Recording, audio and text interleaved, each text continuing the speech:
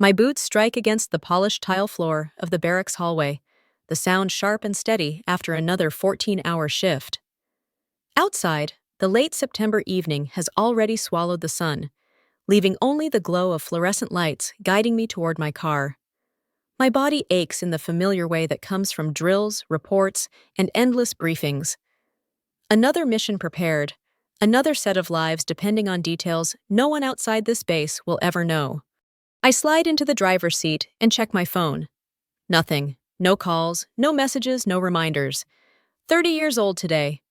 Captain Elena Marshall, U.S. Army. Decorated 3 times. Invisible at home. The drive to my apartment is quiet, Chicago's skyline glittering against the dark lake. I park, climb the stairs, and unlock the door to the small but carefully kept space I've made my own. On the coffee table waits a cake I picked up that morning, one single candle standing upright in the center, like a lonely sentry. I drop my duffel bag by the sofa and kick off my boots. The silence presses in, heavy as body armor. "Happy birthday to me," I whisper, lighting the candle with a disposable lighter and blowing it out immediately. The smoke curls upward, disappearing into the still air. I cut a small piece, the fork scraping against the plate, but the sweetness tastes like dust in my mouth. I turn on my laptop, thinking I will distract myself with reports, or maybe tomorrow's training schedule. But my fingers betray me, opening Facebook instead. The first image freezes me in place. My younger brother, Ryan, raises a champagne glass high in a crowded restaurant. Behind him, a banner hangs. "Congratulations on the law review." My father's hand rests proudly on his shoulder. My mother beams on his other side, and relatives I have not seen in years crowd into the frame. The timestamp mocks me. 4 hours ago, on my birthday. I scroll down. Each picture is a fresh strike.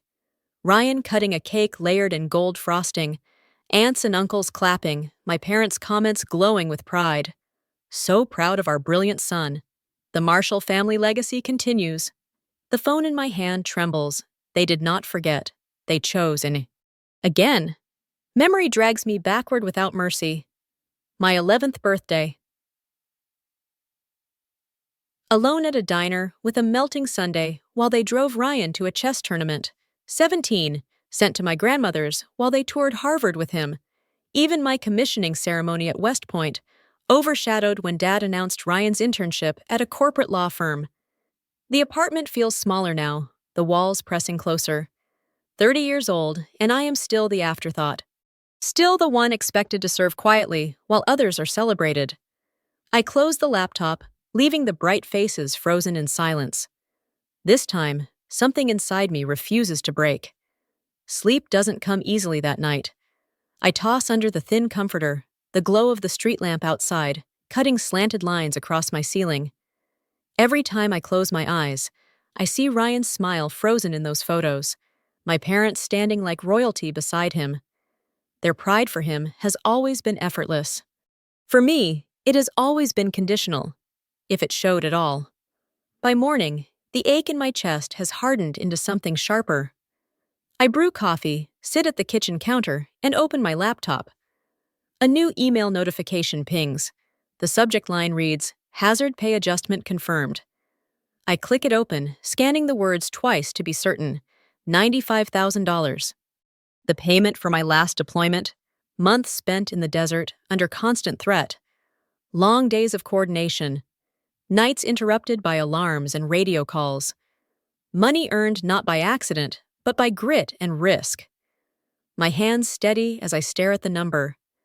For the first time in hours, relief flickers. Then my phone rings. My mother's name glows across the screen. Foolishly, hope rises. Maybe she remembered. I answer quickly. "Elena, darling," her voice trills, warm and light. "I'm glad I caught you. I need a favor. We're planning Ryan and Emily's engagement party next month, and I was hoping you could handle catering and decorations. You're so good at organizing things." My throat tightens. "Mom," I say, forcing calm. "Yesterday was my birthday." A pause. Then laughter, airy and dismissive. "Oh, sweetheart, with Ryan's big news, it must have slipped our mind." You know how it is, slipped their mind. Like every other time. The heat behind my eyes sharpens, but my voice remains cool. I understand, I tell her. Don't worry about it. When the call ends, I sit in silence, listening to the hum of the refrigerator. My reflection stares back from the darkened laptop screen, jaw clenched, shoulders squared as if preparing for battle. 30 years of being forgotten, 30 years of being useful only when they needed me to lift, to organize, to sacrifice. I open the window. The city air rushes in, cold and bracing. Somewhere down the street, a siren wails. It sounds like warning. Or maybe permission. The $95,000 sits in my account like a loaded weapon. For years, I have given everything to my duty, to my family, to a legacy that never had room for me. But now, a thought takes root, small and dangerous. What if I stopped waiting for their recognition? What if I used what I had earned? Not for them, but for me. The idea crackles like electricity through my veins. This time, I would not be their afterthought. 3 days pass before the next blow lands. I'm at my desk on base, sorting through after-action reports, when a notification pops up on my phone. A group chat invite. At first, I assume it's from my unit, maybe a training coordination thread. But then I see the title. Marshall Family Event Planning. I almost decline, but curiosity betrays me. I click. Messages cascade across the screen. My father's words in stark black letters. Elena should contribute significantly to Ryan's wedding expenses. At least $25,000. My breath catches. $25,000 from my hazard pay. Below it, my mother's reply. She just received her bonus. Time she supports the family properly. Ryan has carried the name with such honor, we should all pitch in. And then the worst part. My name, spelled wrong. Ilana. Not even the courtesy of spelling their daughter's name correctly.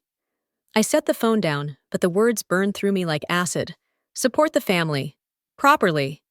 As though years of deployments, months of silence, and the medals that hang on my wall mean nothing. The conference room door opens, and Major Carson strides in. Captain Marshall, he says, dropping a folder onto my desk. Your crisis report from last week was outstanding. Command took note. You've saved us more trouble than you know. His voice softens. You should be proud. I thank him, steady and professional. But when he leaves, my composure cracks. In this uniform, among these people, my work has weight. Out there, in my own bloodline, I'm a wallet with dog tags. The phone buzzes again. Ryan's name flashes across the screen. Against better judgment, I answer. Elena, I need a huge favor, he says without preamble. Do you still have contacts with that defense contractor you worked with last year? They'd be perfect sponsors for my firm. I grip the phone tighter. That's a restricted contact, Ryan. He laughs lightly, as if rules are just suggestions. Come on, family helping family. Isn't that what Dad always says? My pulse pounds in my ears. Family helping family. Always in one direction. I manage a clipped reply. I'll think about it. Then I hang up before his protest can start. The office feels colder than before. I stare out the window at the flag snapping in the autumn wind. Inside me, something shifts. For years, I've followed orders, played the quiet soldier at home while shining in silence at work. But silence has its limits. The family chat still glares from my phone. Their demands are written proof. Not just neglect, but entitlement. I slide the phone into my pocket, resolve settling in. If they want a soldier, they'll get one. But not the obedient one they remember. Saturday evening arrives heavy with dread. The Marshall mansion looms over the suburban cul-de-sac, its stone facade glowing in the fading light. I park at the curb, hands tight on the steering wheel, forcing myself to breathe before stepping out. Tonight, they expect obedience. Tonight, I plan to deliver something else entirely. Inside, the dining room glitters with crystal glasses and polished silver. My mother, Claudia, fusses over the flower arrangements, pearls swinging as she leans across the table. My father, Richard, already has a scotch in hand. Ryan and his fiancée, Emily, lounge on the sofa, smiling as if they own the world. Dinner begins with the usual choreography: father leading conversation, mother nodding at the right moments, Ryan providing anecdotes that spark laughter.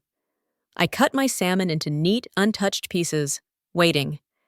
The tension in my chest coils tighter with every passing minute. Finally, it comes. Father sets down his coffee cup with deliberate precision. "Elena," he says, voice carrying the weight of command, "we need to discuss your contribution to Ryan and Emily's wedding. 25,000 should cover the venue and catering. As the one who just received a substantial bonus, it's appropriate that you support your brother in this way." The room falls still. Emily's smile sharpens. Ryan lifts his chin. Mother adds softly, "Family supports family, darling." You know that something inside me breaks cleanly. I place my fork down with care. "No," I say. Father blinks. "I beg your pardon?" I said no. "I will not give you $25,000. I have other plans for my money." My voice is calm, almost gentle, but it slices through the air like steel. Mother gasps, pressing a hand to her chest. "After all we've done for you?" The words spark fire in me. "What exactly have you done for me?" Father rises, towering, face darkening. "I will not tolerate ingratitude in this house. Your brother is the real achiever of this family. The least you can do is support his success." My chair scrapes against the hardwood as I stand, legs trembling but steady. I've served my country for over a decade. I've led missions you'll never hear about because they're classified. And still, you look at me as if I'm the burden. Well, not anymore. Mother's eyes glisten with rehearsed tears. "Don't make a scene, Elena. Please." But for the first time in my life, I do not retreat. I sling my bag over my shoulder, stride through the foyer, and push open the heavy front door. The night air is cold, sharp against my skin. Behind me, voices rise, demanding, pleading. I don't look back. For 30 years, I've been their afterthought. Tonight, I became something else.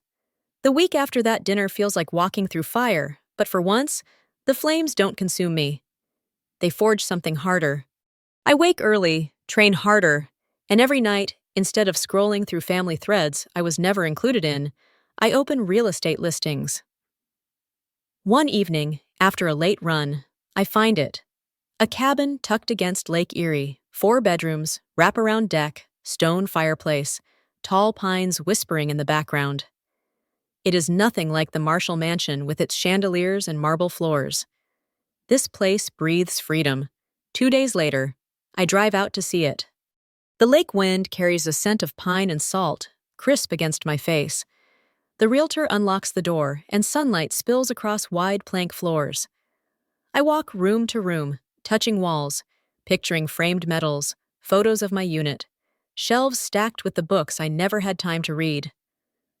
"I'll take it," I hear myself say, surprising even me. By the following week, the down payment clears, my hazard pay turned into something tangible, my sanctuary, my battlefield won. On the first Saturday, I invite the only people who have celebrated me without conditions. Fellow officers from base, a few colleagues, and Mrs. Kelly, my 80-year-old neighbor, who never forgot my birthday once in 5 years. She arrives with a quilt folded over her arm. "Every home needs something made with love," she tells me, placing it in my hands. We grill on the deck. Music hums low. Laughter spills into the night air. For the first time in years, my birthday doesn't ache. It glows. I take photos, the quilt draped across a chair, the lake turning gold at sunset, friends raising glasses not out of obligation, but respect. Later, I post a single picture. Me barefoot on the deck, glass of wine in hand, lake stretching endless behind me. Caption: "Weekend at my new lake house. Birthday gift to myself." By morning, my phone is buzzing like a trapped wasp. 17 missed calls, 30 messages.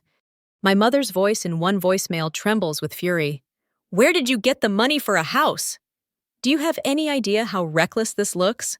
Call us immediately." I don't. Instead, I pour coffee into my favorite chipped mug and watch the sunrise paint the water pink. The silence here is not empty. It is mine. Every nail hammered, every dollar spent, every decision carved into this cabin is proof. For once, I did not wait for permission. For once, I chose myself. And that choice feels more powerful than any salute I've ever received. The summons arrives in the form of a terse text from my father. Family meeting, tomorrow night. Attendance required. No greeting, no request, just command. For a moment, the old soldier in me itches to obey. But then I glance around my cabin, the medals on the mantel, the quilt folded on the armchair, the photo of my unit smiling in the desert heat. This place is mine. I don't answer, but the next night, I drive to the mansion anyway. Not as a daughter desperate for approval. As an officer walking into a briefing with evidence. The dining room glitters as always, the good china, the candles, the heavy silver. My mother's eyes are swollen, though her lipstick is perfect. Ryan sits stiff, his fiancée clinging to his arm. My father presides at the head of the table, posture sharp as a blade. Your little display with the house has caused quite the stir, he begins, voice cold. The Petersons, the Carsons, even Reverend Alcott are asking questions. You embarrass this family, sell the property, return the money to savings, and we can forget this nonsense. I set a heavy binder on the table. No, Ryan smirks. You really think you can just defy Dad? I open the binder. The first pages burst with color. Photographs of Ryan's birthdays, graduations, parties. Cake after cake, gifts stacked high, faces glowing with pride. This, I say, sliding it across, is the record of how you celebrated him. Then I place the second binder beside it. Sparse, nearly empty. A picture of me at 11 with a melting cupcake. At 21, alone at a diner in uniform. A grainy photo of Mrs. Kelly hugging me at my 30th. And this, I say, my voice steady, is what you gave me. My mother whispers, Elena, please. I cut her off with the third binder. This one filled with commendations, letters from commanders, declassified reports. And this is who I really am. Missions you never asked about, lives saved, operations successful, the country you toast on holidays. This is what I bled for. The room falls silent. My father's jaw clenches. This is melodrama, he snaps.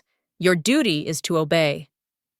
That is the martial way, no, I reply, lifting my gaze to his. A soldier's duty is to protect.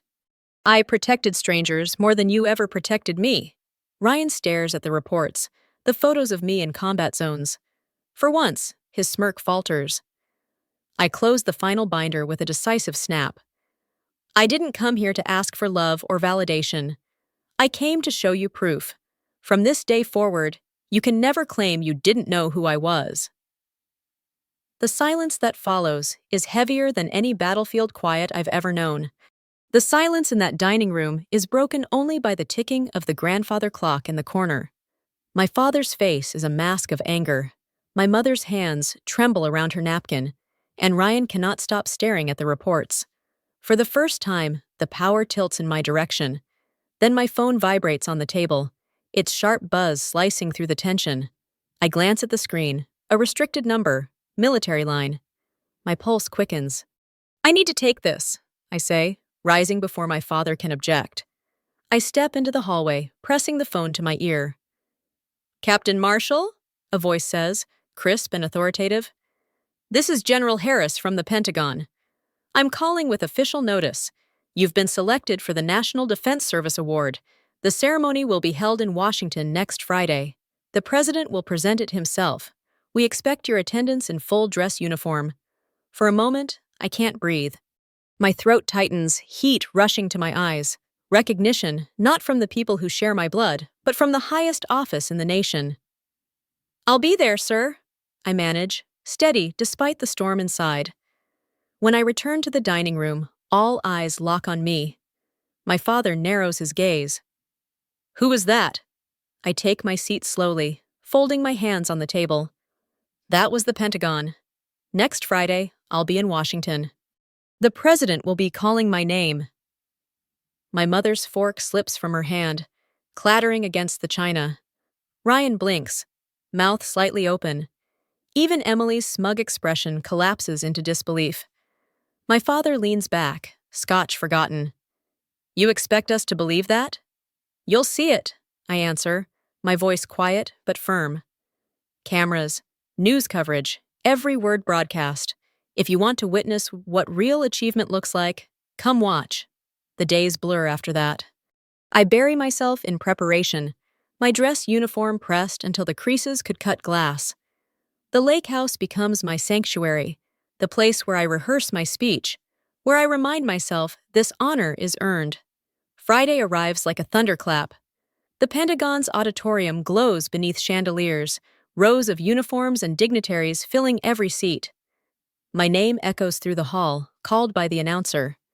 I rise, every medal on my chest glinting under the lights. And there, 3 rows back, I see them. My mother clutching her purse like a lifeline, my father's jaw stiff, Ryan pale as parchment. For once, they are silent, forced to watch as the president shakes my hand and drapes the medal over my shoulders. The applause roars, cameras flash, and I stand taller than I ever have. In this moment, the world knows me, even if my family never truly did. 1 year later, the morning sun spreads gold across the waters of Lake Erie as I arrange a tray of fruit and fresh bread on the deck of my cabin. The air is cool, touched with autumn, and the lake glitters like a medal in the light. My 31st birthday. Voices float from inside. The laughter of fellow officers. The chatter of friends who chose me as much as I chose them. Captain Lewis jokes about burning the bacon, and Mrs. Kelly hums softly as she folds napkins into crisp triangles. The deck is alive with warmth, not duty. A home, not a post. I stand barefoot, red sundress brushing my knees, holding a glass of orange juice. For the first time in 3 decades, I feel what it means to be celebrated simply for existing. The sound of tires crunching on gravel pulls my eyes toward the driveway. A black sedan eases to a stop. Ryan steps out, awkward in a suit too formal for the countryside. He carries a wrapped package, his posture stiff, uncertain. Conversations hush as he climbs the deck stairs. I didn't want to crash, he says quietly. But I needed to give you this in person. He sets the box in my hands. Inside, beneath careful tissue, rests a framed photograph. I recognize it instantly, me at 7, swinging from the old tire swing in our backyard, laughing at something just outside the frame. A picture I never knew existed. I found it in Dad's storage boxes, Ryan says. Had it restored. Proof you were always there, even when we failed to see it. His voice catches. I'm sorry, Lena. The apology is not perfect, but it is real. My throat tightens. I squeeze his hand once before setting the frame on the table where everyone can see. Later, as the sun sinks lower, another knock sounds. My mother stands on the porch, clutching a small bakery box. Her eyes are uncertain, stripped of performance. Carrot cake, she whispers. You always liked that, didn't you? I pause, then step aside. There's room for cake. Her relief is fragile, but it is something. She joins the others, listening more than speaking. For the first time, the silence between us does not ache. It heals. That evening, I walk down to the dock alone. The lake reflects the twilight, calm and endless. I lift my glass to the water, to the woman who finally chose herself. The lesson is clear. Family may fail you, even wound you, but the strength to define your worth is yours alone.